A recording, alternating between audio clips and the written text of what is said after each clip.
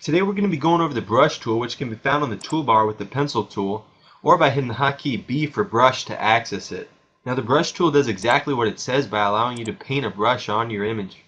You can alter its settings by going to the top and changing to one of its other presets, or you can make your own preset by changing the size and hardness to exactly how you want and saving by hitting this button. Another way to change the size and the hardness is to right click anywhere on the screen or command click if you're on a Mac and change the size and hardness from there. And thirdly, you can use the bracket keys to make the brush bigger or smaller right from the keyboard. You can also change the opacity of the brush to make it more light.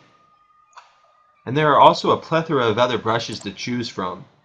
For instance, by choosing another brush, you can do some other things with the tool, like adding some grass to the photo. You already know though. That's the motto. YOLO. And there are also whole other sets of brushes that you can go to by clicking here and choosing another set. Different brushes can add different looks to your image. For instance, with this brush we can change the color, make it look like we have a tree hanging in from the top of the image.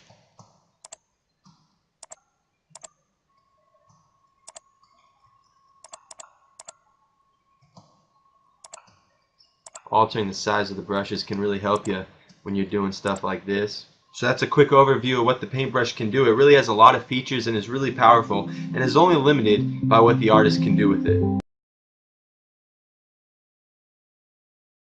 Today we're going to be going over the color replacement tool, which can be found in the toolbar underneath the brush tool. You can also access it by hitting the hotkey B while holding down shift to cycle through all the tools in the brush tool family. To get started with the color replacement tool, simply hold down Alt and click on the color you want to be using. This will update your current working color in the bottom. You can then use the tool to replace colors with the color that you chose. There are many options for the color replacement tool. You can alter the mode, limits, and tolerance, and alter those for your specific need. That's it for the color replacement tool.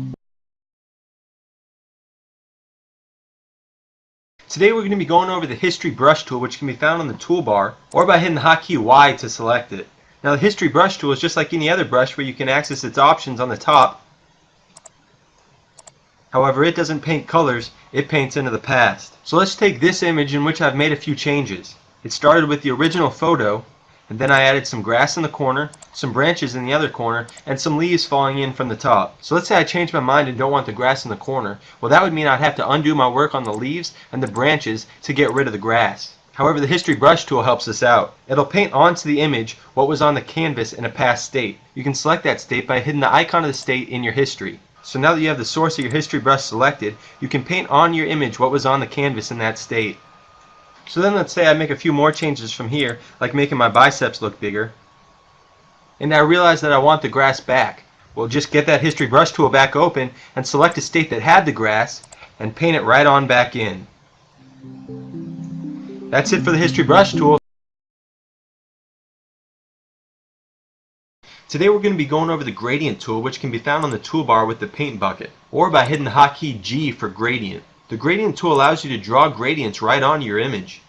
A smaller line draws a more definite transition, while a longer line will make the transition more smooth. The gradient tool also allows for options like a radial transition or a diamond gradient. You can also mess with the opacity or options to reverse the colors in the transition. You can change the colors by going to the bottom and changing the colors from here, or by going to the top and accessing the gradient editor, which allows you to choose from presets, some of which have transparency built in or multiple colors.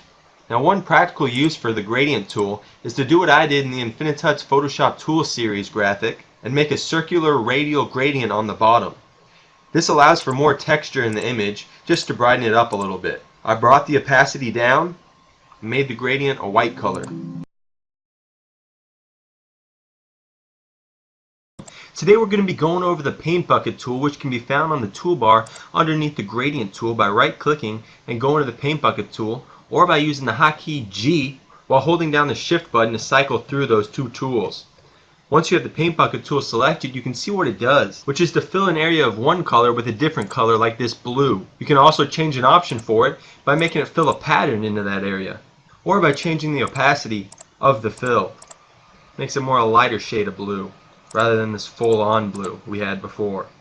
Now the tolerance tool option tells the paint bucket tool how similar a color has to be in order for it to be filled. An example can be demonstrated in this image of two grown men playing a life-sized game of chess. And you can take any similar colored area and fill it in with a different color, like these white pieces on the chessboard.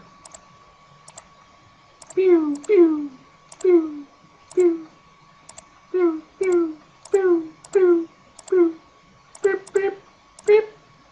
He could go all the way. Touchdown!